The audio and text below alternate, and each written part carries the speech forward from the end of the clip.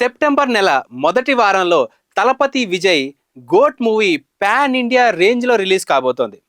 September 27న young tiger NTR Devara movie pan India ప్రాజెక్ట్గా మనందరి ముందుకు రాబోతోంది. మోస్ట్ అవైటెడ్ మూవీగా ఈ దేవరా మూవీ ఉంది. దేశవ్యాప్తంగా ఈ సినిమాపై భారీ అంచనాలు నెలకొనున్నాయి. ఎన్టీఆర్ ఇమేజ్, యాక్షన్ కాంటెంట్ మూవీని సక్సెస్ దిశగా తీసుకెళ్తుందని భావిస్తున్నారు. కొరటాల స్ట్రాంగ్ ఎలివేషన్స్తో సినిమాని చేస్తున్నాడని నమ్ముతున్నారు ఆడియన్స్. అక్టోబర్ 10ని రజనీకాంత్ వెట్టయ్యన్ థియేటర్లోకి వస్తోంది.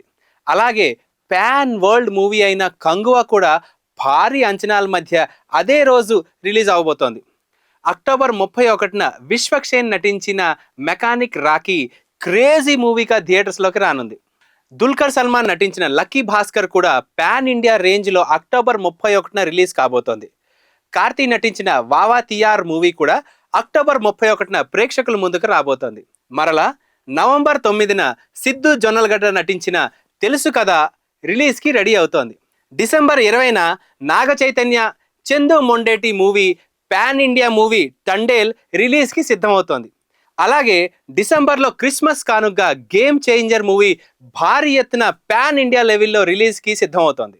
ఓవరాల్గా చూసుకుంటే junior NTR Devara, Allu Arjun Pushpa the rule, Ram Charan game changer సినిమాల కోసం టాలీవుడ్ ఇండస్ట్రీ మొత్తం ఆసక్తిగా ఎదురు చూస్తోంది.